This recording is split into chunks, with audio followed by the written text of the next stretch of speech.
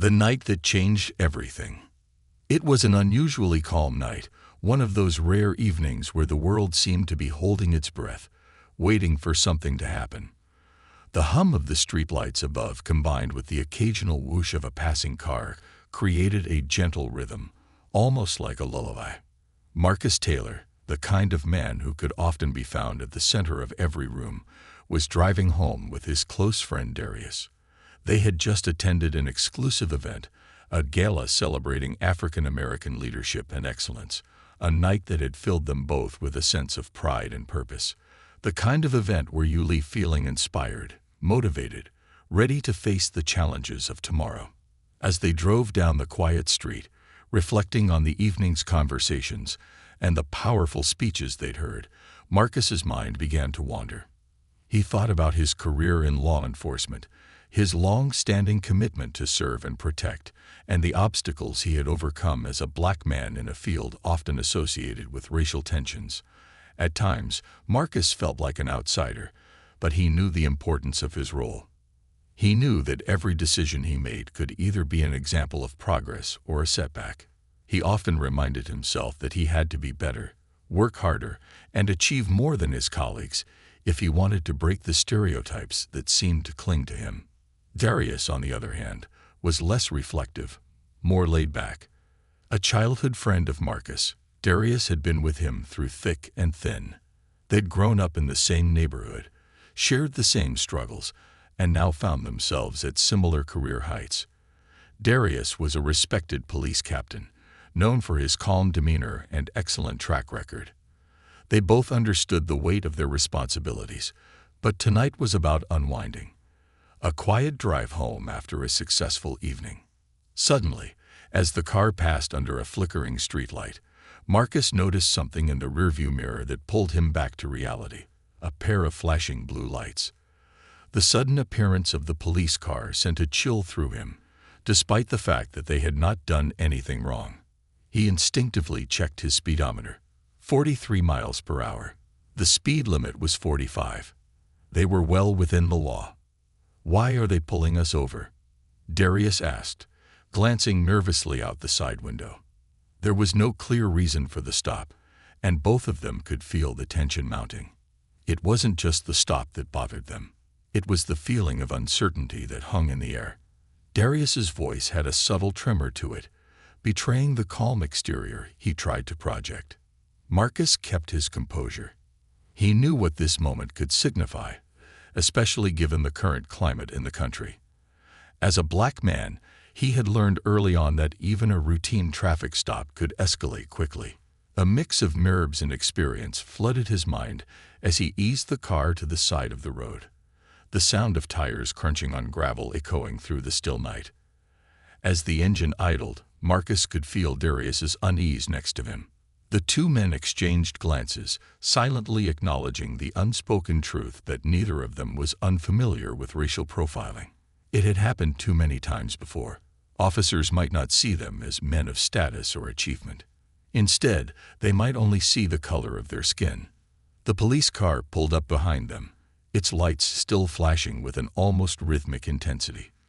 Two officers stepped out from the vehicle, Officer Riley, a young man with a hard expression, and Officer Grant, an older officer who seemed to observe more than he spoke.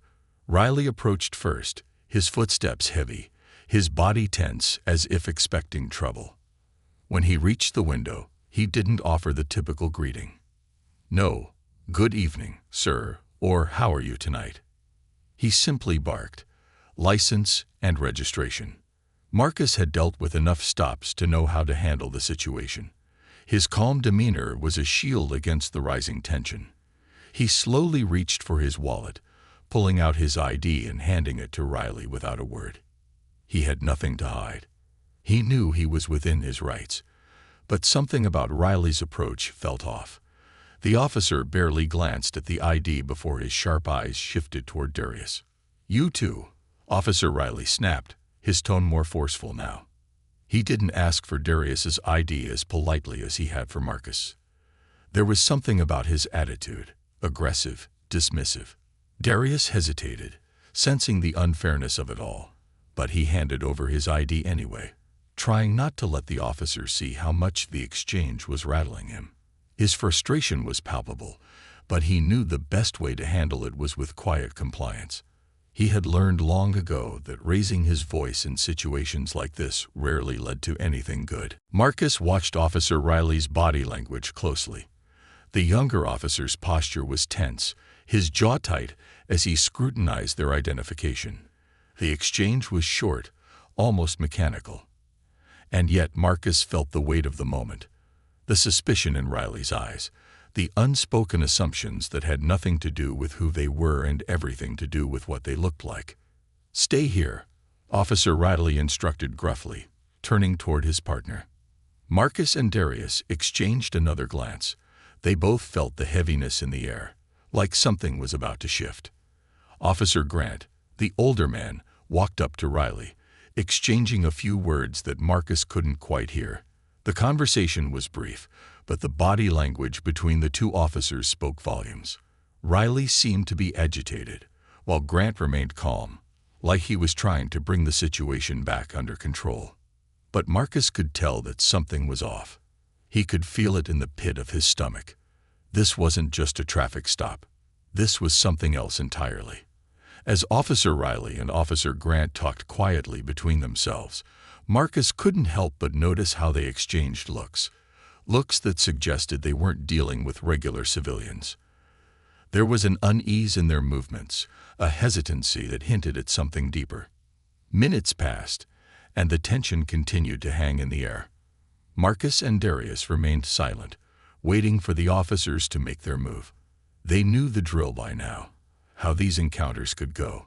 They had been pulled over before, many times, for no reason other than the color of their skin. But this time felt different. After what seemed like an eternity, Officer Riley finally approached the car again. But this time, something had changed. He wasn't as aggressive. His tone, though still clipped, was less confrontational. "We need to run your IDs," he said, glancing at Marcus first, then Darius. Marcus's heart skipped a beat. Something was wrong, and it wasn't just the traffic stop anymore. He could feel the officers' eyes on him, as if they were waiting for something to happen. What neither Officer Riley nor Officer Grant knew was that the men they had just stopped weren't just any black men. Marcus Taylor wasn't just a civilian. He was a respected police captain with years of experience, a leader in his department, and someone who had worked tirelessly to bridge gaps in his community. Darius was his equal, a force for good in a city that sometimes struggled to understand the complexities of black men in law enforcement. As Riley and Grant began their investigation, neither of them had any idea of the truth, how their assumptions, their lack of respect, and their implicit biases were about to be challenged in a way they could never have anticipated. The truth about who Marcus and Darius were was about to shatter everything they thought they knew about power, respect, and authority in the world of law enforcement. The awakening. The minutes dragged on as Marcus and Darius sat in their car, the sound of the police officers' muffled conversation growing more distant with each passing second. The streetlights above flickered intermittently, casting strange shadows across the dark road. Inside the vehicle, the air felt thick with tension. Both men were acutely aware that this wasn't just a simple traffic stop. It was something far more complicated, something they couldn't yet fully grasp. They sat there, in the quiet calm before the storm. Marcus was trying to remain composed, but his mind was running a mile a minute. He knew the unfortunate truth. As a black man, even a respected officer, his presence in the world was often seen through a lens of suspicion. No matter his rank, his achievements, or his position, there were always those who saw him as less than worthy of respect, less than deserving of the trust that his badge represented. Darius, too, had lived with that same shadow, but they had learned to rise above it, using their success to rewrite the narrative that society had crafted for them. They had built careers on merit, on hard work, on the unshakable belief that they were more than just the color of their skin. Still, tonight felt different. They watched as Officer Riley and Officer Grant stood by their patrol car, heads together, their voices low. The officers' bodies were rigid, their gestures sharp. Marcus could feel a sense of unease radiating from the younger officer, Riley, who seemed nervous, almost on edge. Grant, by contrast, seemed composed but cautious. He wasn't as young or as reactive, but there was something in the way he observed the situation that told Marcus he was sizing them up, weighing their worth against some internal measure that had little to do with the law. Marcus let out a slow breath, trying to clear his mind.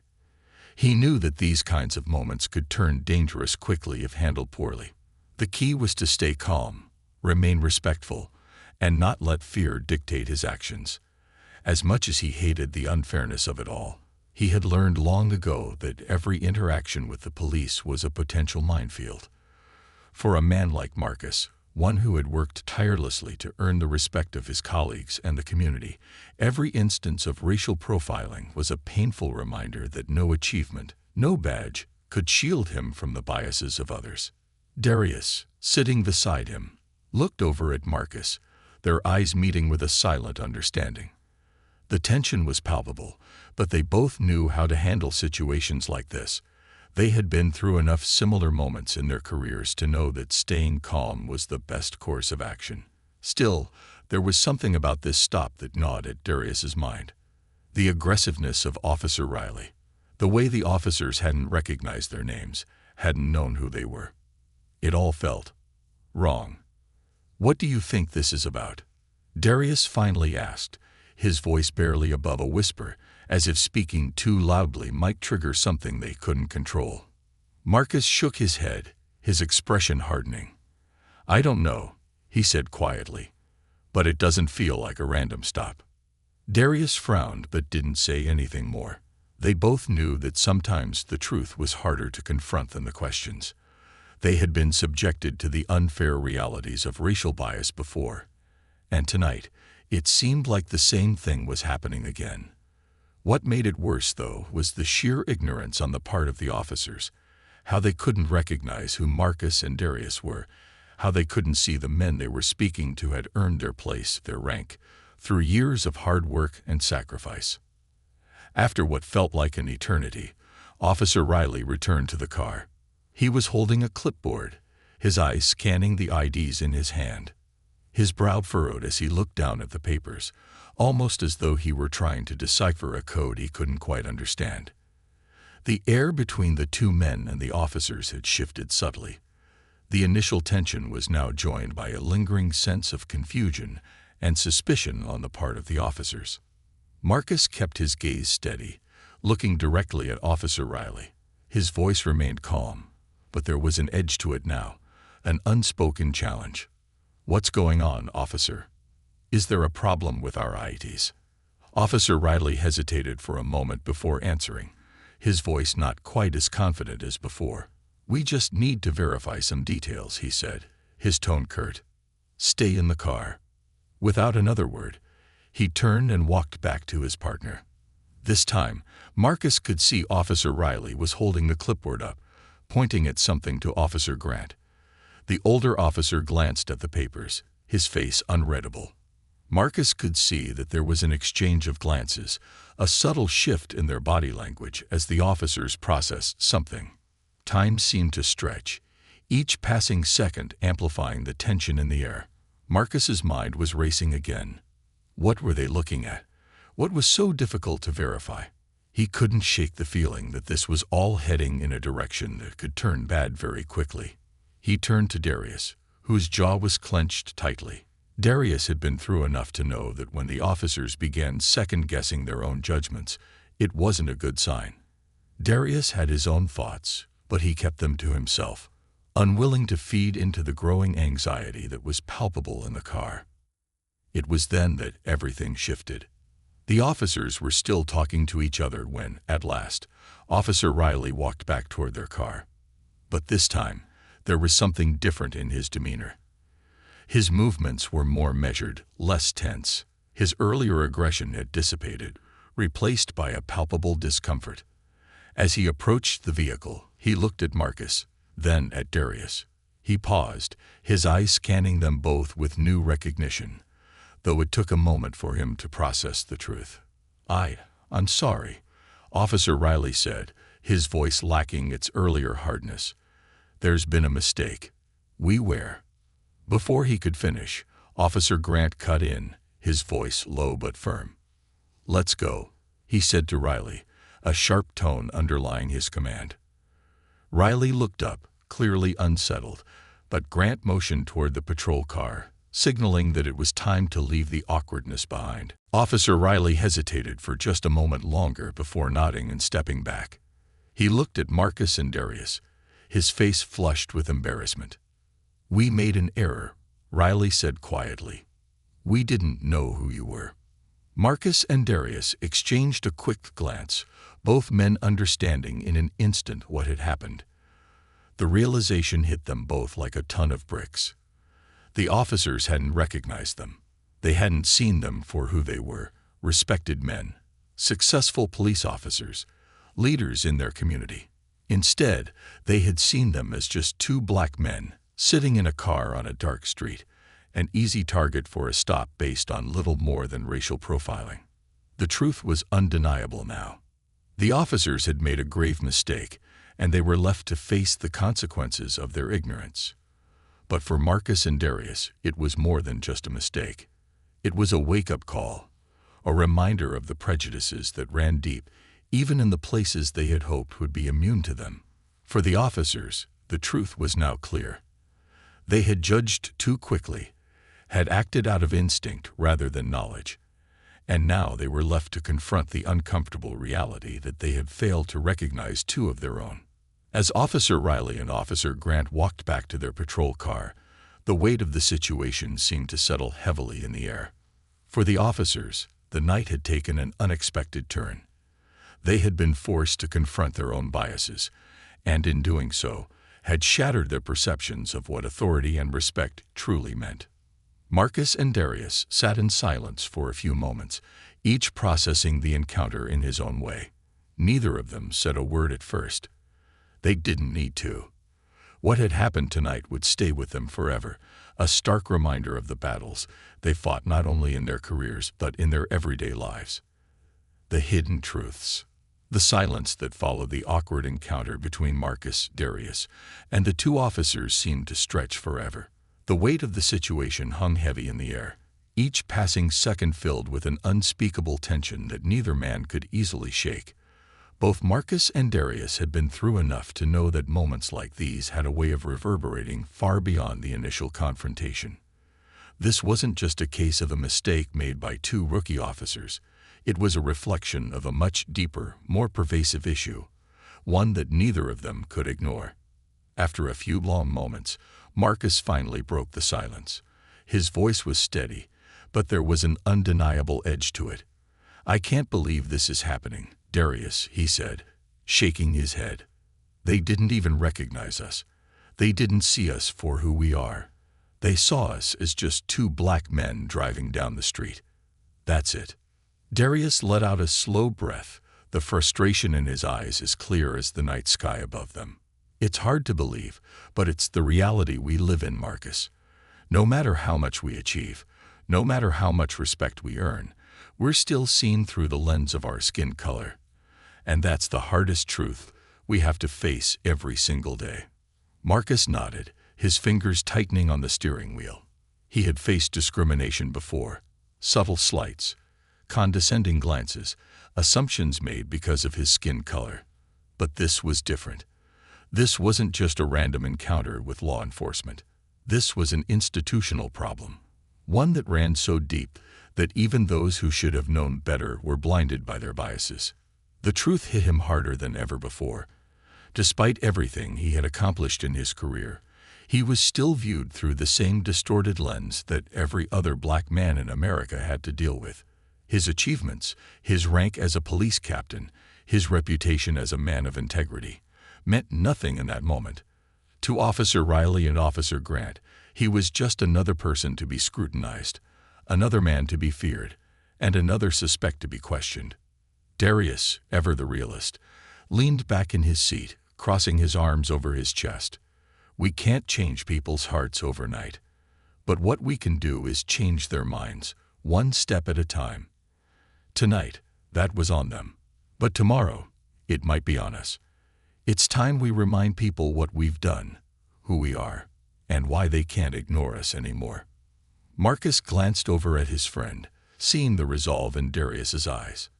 It was a reminder of why they had both chosen this path, why they had decided to serve as police officers in a profession that wasn't always kind to men of color. They both understood that the only way to make real change was to lead by example, to show the world that success wasn't defined by skin color, but by character, by hard work, and by the ability to stand tall even in the face of adversity. Still, Marcus couldn't help but feel the weight of the encounter pressing down on him.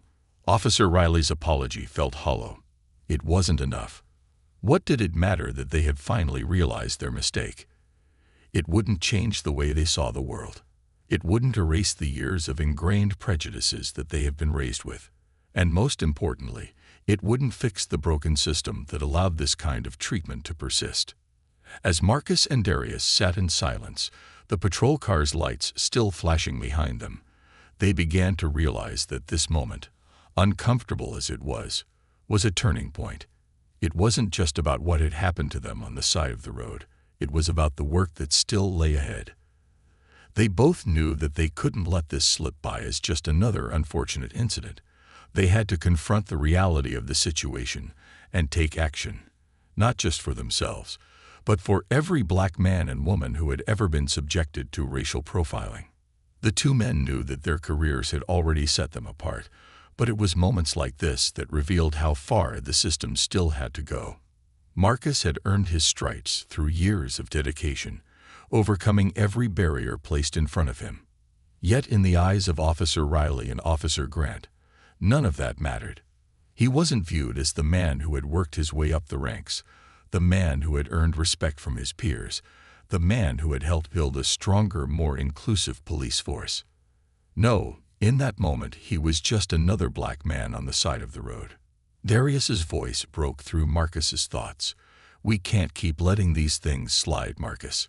We can't just chalk it up to ignorance and move on. This is bigger than us, and we both know it." Marcus glanced over at him, his mind processing Darius's words. He knew that his friend was right. The system was broken, and until it changed, moments like this would continue to happen. They had both worked hard to climb the ranks in law enforcement, but that didn't make them immune to the biases that ran through the veins of society. They would always have to fight harder, be better, and prove themselves in ways that others didn't. But Marcus wasn't ready to accept that. He wasn't ready to believe that their efforts were in vain. He had seen too much progress in his life, had fought too hard for his position, to let something like this defeat him. He had worked for years to build trust with his community, to show that black officers could be leaders, could be trusted, could be a force for change. If tonight's incident showed him anything, it was that the work wasn't done. There was more to be done, more to be changed, and he and Darius were the ones who had to lead that charge. "We'll make it count," Marcus said, his voice filled with quiet determination. "We'll use this, not just for us, but for everyone who's been in our shoes, for every person who's been treated like a criminal simply because of how they look. We'll use this to change the narrative. We're not just victims of the system. We're here to dismantle it." Darius nodded in agreement, his resolve just as strong. "We've been fighting our whole lives, Marcus.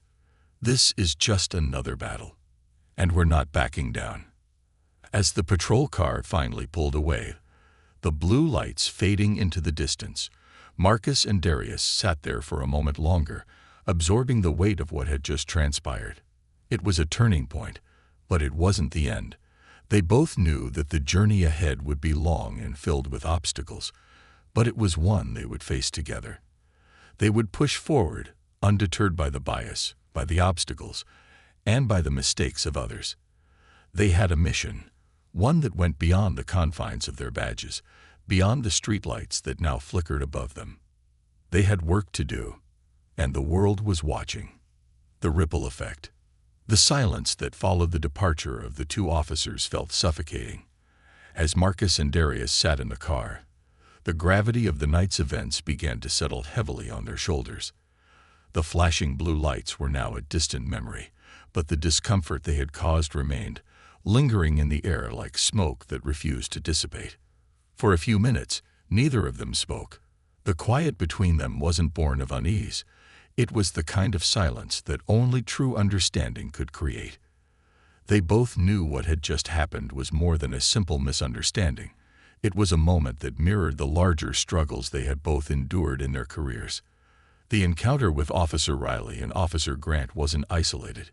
It was part of a deeper, more insidious pattern that affected not just their lives, but the lives of every black man and woman in America. Marcus finally broke the stillness, his voice low, but resolute. "We can't let this go, Darius. This isn't just one incident. It's a reflection of how deep the problem goes. It's bigger than just us." Darius nodded slowly, his eyes narrowing as he processed his friend's words. "I know, Marcus, and I'm tired. I'm tired of fighting battles that should have been won years ago, but I'll fight for as long as it takes. We both know this isn't a quick fix. It's a long war, one that we can't afford to lose." There was a fire in Darius's voice that Marcus hadn't heard in a while. He knew his friend had always been the more pragmatic one, always calm, always thinking 2 steps ahead. But tonight had changed something. The system, the institution they had dedicated their lives to, had shown them how much more work was still needed. The fact that 2 officers, who should have known better, had failed to recognize them, had failed to see their worth, only underscored how far they still had to go. "What are you thinking?" Marcus asked, turning his head slightly to look at Darius. "I'm thinking we need to make this public," Darius said without hesitation. "We need to tell people what happened. Not for us, but for every person who has ever been made to feel invisible because of the color of their skin. We have to use our positions to make a real change. We've worked our whole lives to get to where we are. Now it's time to use that platform." Marcus considered Darius's words carefully. He knew it was a risky move, but he also knew it was necessary. If they kept quiet, the incident would be swept under the rug, forgotten like so many others before it. But if they spoke out, if they shared their story, it might just spark something larger, something that could change the way people thought about law enforcement, about black men in positions of power, and about the systemic issues that were woven into the fabric of society. "We'll need to be careful," Marcus warned, his voice steady but filled with caution. "We can't just go in guns blazing, even if we're angry. We need to be strategic. We need to make sure we're speaking from a place of authority, not just emotion." Darius smiled, a hint of pride in his eyes. "I know how to handle this, Marcus, but we need to do it together. This isn't just your fight, it's mine too. We've been fighting this battle since the day we joined the force, and we'll keep fighting until things change." Marcus met Darius's gaze, a silent understanding passing between them. They both knew that by speaking out, they would be opening themselves up to criticism, to backlash from their colleagues, and possibly even from the people they had worked so hard to protect. But the risks, they realized, were outweighed by the potential impact. Their story, what had happened on that quiet street corner, could be the spark that ignited a larger conversation about race, power, and authority in the criminal justice system. As they drove away from the scene, the weight of the decision began to settle in. The road ahead wouldn't be easy.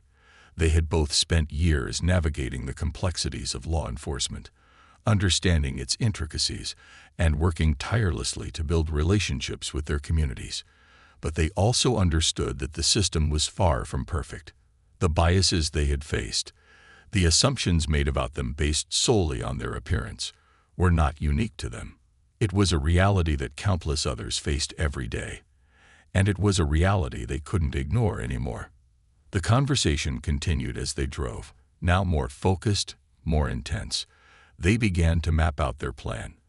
They would share their story, not just with the media, but with their fellow officers, with the community, and with anyone who would listen.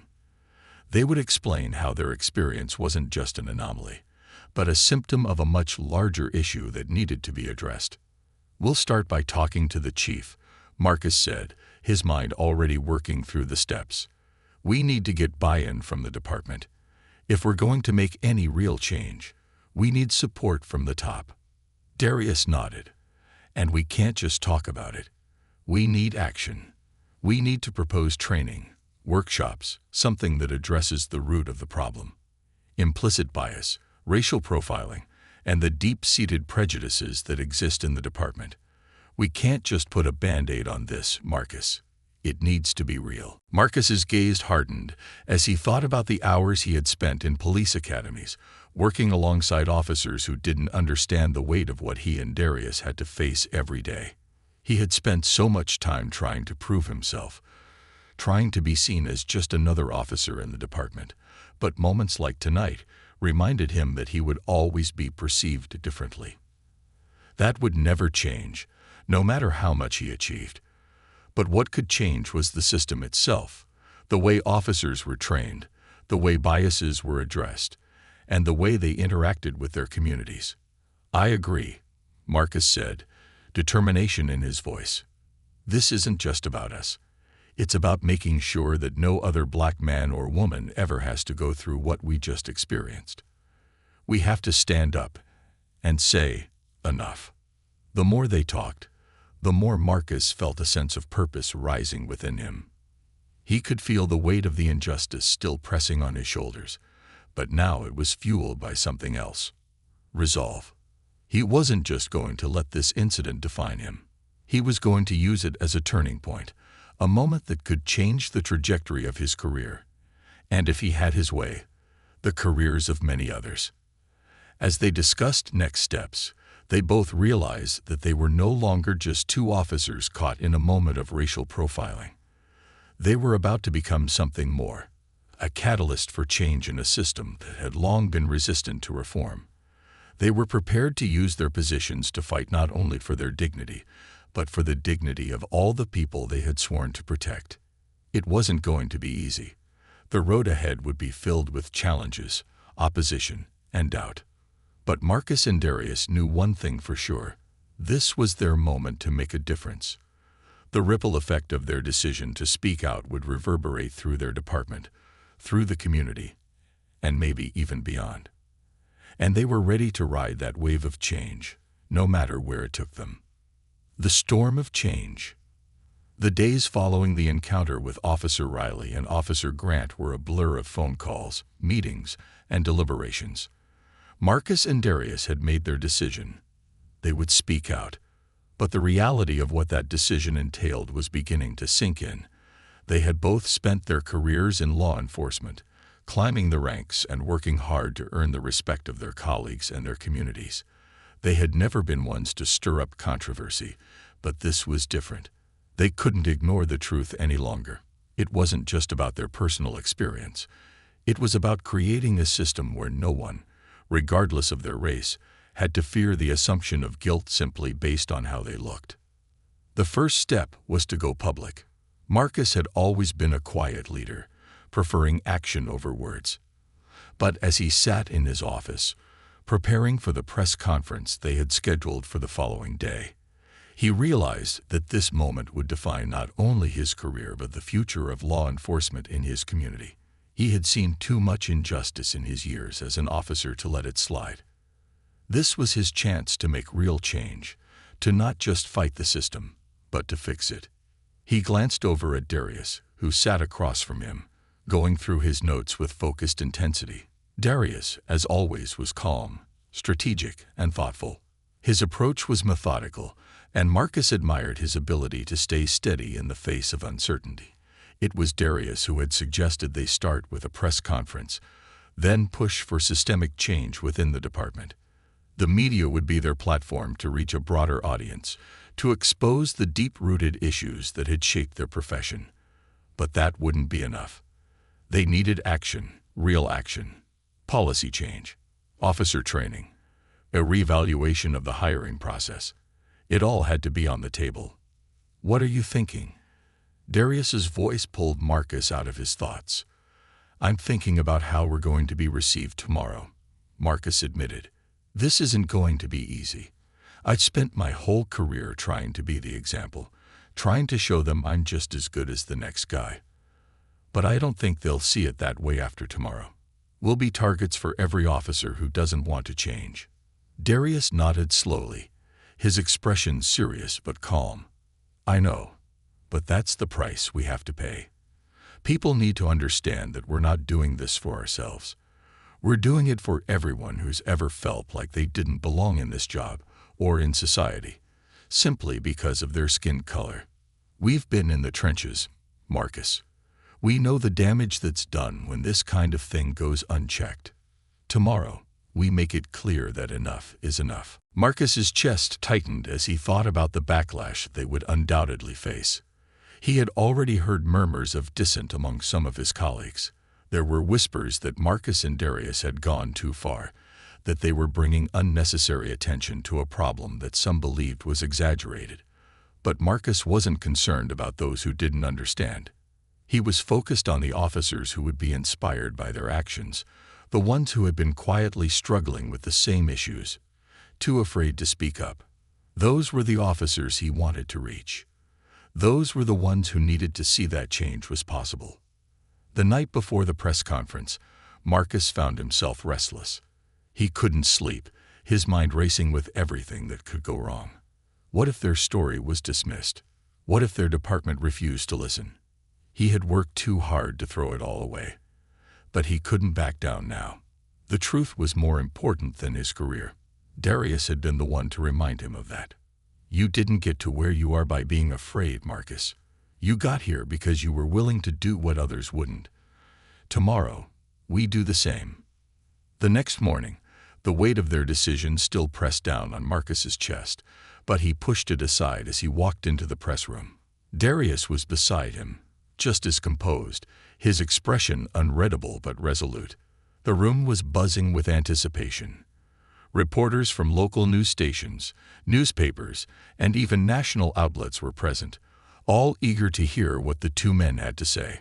Marcus stepped up to the podium first, his heart pounding in his chest. He took a deep breath and scanned the room, locking eyes with a few familiar faces in the crowd. His colleagues, some of whom were attending out of curiosity and others out of a sense of duty, were seated in the back. The room was packed, and Marcus knew that this was the moment that could change everything. Darius stood beside him, giving him a reassuring nod. Marcus didn't need the encouragement, but it was a comfort nonetheless. He knew his friend believed in the cause, and that gave him the strength to speak the words that were weighing so heavily on his heart. "Thank you for being here," Marcus began, his voice steady but filled with urgency. "We've called this press conference because something happened recently that can no longer be ignored. What happened to us wasn't an isolated incident. It wasn't just a mistake by two officers. It's a symptom of a much larger issue, one that has been festering in our department and in law enforcement as a whole for far too long. Racial profiling, implicit bias, discrimination. It's real, and it affects us all." A murmur spread through the room. Marcus paused for a moment, letting the gravity of his words sink in before continuing. "Darius and I have both worked tirelessly to prove ourselves in a profession that hasn't always accepted us. We've climbed the ranks, earned the respect of our peers, and given our lives to serving this community. But what happened to us a few days ago was a reminder that no matter how far we've come, we will always be seen through the lens of our skin color first. And that's not just unfair, it's dangerous. It's time for that to change." The room grew still. The reporters were hanging on every word, some scribbling down notes, others looking up from their phones to take in the seriousness of the situation. Marcus could see the doubt in some eyes, the skepticism in others. He knew there would be those who would try to discredit them, who would say that they were exaggerating or making mountains out of molehills. But he also knew there would be others who would see the truth, and that was enough. "I'm not here to make excuses for anyone," Marcus continued. "I'm not here to point fingers. But I am here to say that we cannot continue to let this go on. We cannot sit back and pretend that everything is fine when it's not. We have a responsibility to our community, to our fellow officers, and to ourselves to create a system that is just, that treats every person with dignity and respect, regardless of their race. That means we have to take a hard look at the way we train our officers, the way we hire them, and the way we address bias within our ranks. This is the beginning of a conversation that we can no longer ignore. And it starts with us. The silence that followed was thick, and Marcus could feel the weight of it pressing in on him. He was aware of every eye on him, every journalist waiting for the next thing he would say. But it wasn't about the applause or the approval. It was about the impact, the truth, and the responsibility he now carried. Darius stepped forward as Marcus finished speaking, taking the microphone from his friend with a calm, collected air. What Marcus said is the truth. We're not asking for sympathy. We're not asking for anyone's approval. We're asking for change, real change. And we're not going to stop until it happens. We've been in this fight for a long time, and we know what needs to be done. It starts with the recognition that this problem exists. It starts with honesty. And most importantly, it starts with action. As Darius spoke, Marcus could feel the stirrings of something bigger than either of them. This wasn't just a press conference. It was a call to arms, a rallying cry for those who had been silent for too long, who had watched from the sidelines, but never felt empowered enough to speak out. This was the moment they had been waiting for, and it wasn't just about Marcus and Darius anymore. It was about everyone who had been silenced, overlooked, or pushed aside by a system that wasn't designed to uplift them. The press conference ended with a flurry of questions, but Marcus and Darius had already said what needed to be said. They were ready for the backlash, ready for the difficult conversations that would follow. They weren't afraid anymore. The storm had started, and now there was no turning back. The aftermath and the road forward. The days following the press conference were a whirlwind. Marcus and Darius had expected backlash, but what they didn't anticipate was the sheer magnitude of the storm they had unleashed. Their decision to go public with their experience had ignited a firestorm of responses, some supportive, others hostile, but all undeniable. The world was paying attention. The media coverage was intense. News outlets from across the country picked up the story, framing it as a tale of two black officers confronting systemic racial bias within the very institution they served. Interviews, debates, and op-eds flooded the airwaves, some applauding their courage while others questioned their motives, accusing them of undermining the force and sowing division. The calls, emails, and messages poured in, some of them from colleagues who had stood by Marcus and Darius for years, others from people who had no idea who they were, but who shared their frustration and anger about the injustices they had exposed. It was overwhelming, but Marcus knew they had made the right decision. The department's reaction was equally divided. Some senior officers reached out privately to express their support, acknowledging the bravery it took to speak out. Others, however, viewed the situation as a challenge to their authority. There were murmurs of discontent within the ranks, whispers of loyalty to the badge, and a sense of betrayal for airing the department's dirty laundry in public. But Marcus and Darius had expected this. They knew that challenging the status quo, especially within law enforcement, would not be easy. They weren't looking for immediate approval. They were looking for change. Marcus sat in his office one morning, the weight of the past weeks still hanging over him like a storm cloud. His phone rang incessantly, reporters asking for follow-up interviews, journalists wanting their opinions on this or that issue. As he looked out the window, his mind wandered back to the events of that night, the quiet hum of the streetlights, the flickering blue and red lights in the rearview mirror, the sense of disbelief he had felt when Officer Riley had approached their car with that look of suspicion in his eyes. But he didn't dwell on it for long. That moment, though significant, was only the beginning. The truth they had shared with the world had set a chain of events into motion, and they had to keep pushing forward. Darius walked into his office later that afternoon, his usual calm demeanor in place, though the lines of stress were beginning to show on his face. It had been a difficult few days for both of them, and Darius wasn't immune to the pressure. "We need to keep our heads clear, Marcus," Darius said as he sat down across from him. "This is just the beginning. We've got a lot more work to do.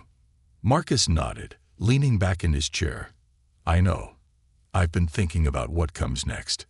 We've got the department's attention now, but we need to make sure this leads to something concrete. We can't just make noise and walk away. That's why we need to keep the pressure on, Darius responded. It's not enough to expose the problem. We need to fix it. We need to make sure this conversation doesn't die out.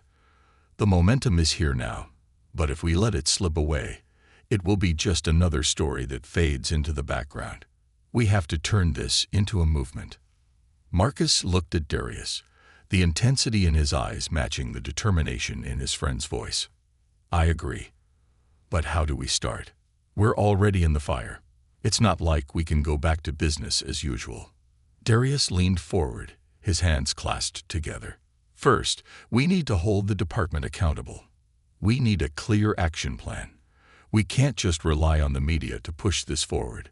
It's going to take time, effort, and the right people in place to make change happen.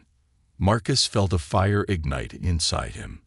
The past few days had been difficult, but they had given him clarity. This wasn't about individual experiences anymore. It was about systemic change. And he and Darius were in the perfect position to push for it. They had the credibility, the platform, and the relationships within the department to be the catalysts for the reform they wanted to see. They couldn't let the moment slip by. We need to meet with the chief, Marcus said firmly. We need to get his buy-in. We can't do this alone. Darius nodded. I'll set up the meeting, but we have to be clear about what we want. We need to address implicit bias training, policy changes, and recruitment practices. And we need to make sure the department is held accountable for how they handle officers who perpetuate discriminatory behaviors. Marcus's thoughts were racing as he considered the enormity of what they were about to ask for. This wasn't just about reforming their department. It was about challenging the very structure that had allowed systemic racism to persist in law enforcement for so long. But Marcus wasn't afraid of the challenge. He had faced adversity his entire life, and he had always come out stronger on the other side. This was no different. Over the next few days, they worked tirelessly on their action plan. They drafted proposals, collected data, and reached out to allies within the department who were willing to support their vision. They knew that real change wouldn't come overnight, but every step they took would be a step closer to creating the kind of department they had always envisioned, a department that upheld the law fairly, equitably, and with respect for all people, regardless of race. The meeting with the chief finally came. It was tense, but necessary. The chief, a stern man who had been in the department for decades, listened intently as Marcus and Darius outlined their concerns. They spoke about their own experiences, how they had been treated differently because of their race, how they had seen firsthand the biases that existed within the department, and how they believed it was time to act. The chief, though not entirely receptive at first, was open to listening, and that, Marcus realized, was the first victory. Over the course of the meeting, they discussed a plan for the department to implement mandatory implicit bias training for all officers, as well as regular workshops and discussions on racial profiling, discrimination, and cultural sensitivity. They also proposed changes to the recruitment process, emphasizing the need for diversity in hiring and ensuring that new officers were properly vetted for their attitudes toward race and inclusion. It wasn't a perfect solution, but it was a start. And it was a start that Marcus and Darius could stand behind. They knew that the real work would come in the follow-through. The department would need to be held accountable, and the public would need to see that this wasn't just lip service. But they were committed to the fight. They had the support of their community, and most importantly, they had each other. As they left the meeting, Darius turned to Marcus with a smile that spoke volumes. "We did it, Marcus. It's not perfect, but it's a start." Marcus smiled back, the weight of the past few weeks still heavy on his shoulders, but a renewed sense of purpose beginning to rise within him. "It's only the beginning, Darius. There's a lot more work to do, but we've got the ball rolling." And that's more than we could have said a week ago. In the days that followed, Marcus and Darius continued to meet with officers, community leaders, and activists, ensuring that their momentum didn't fizzle out.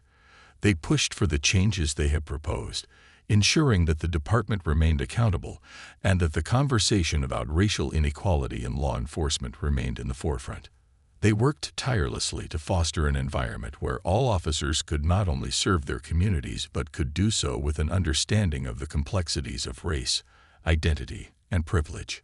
The road ahead was long, and it was clear that there would be more obstacles along the way. But Marcus and Darius knew one thing for sure. They were no longer silent. They had broken the silence, exposed the truth, and set in motion a process that could one day lead to a better, more just system. And that was a victory worth fighting for.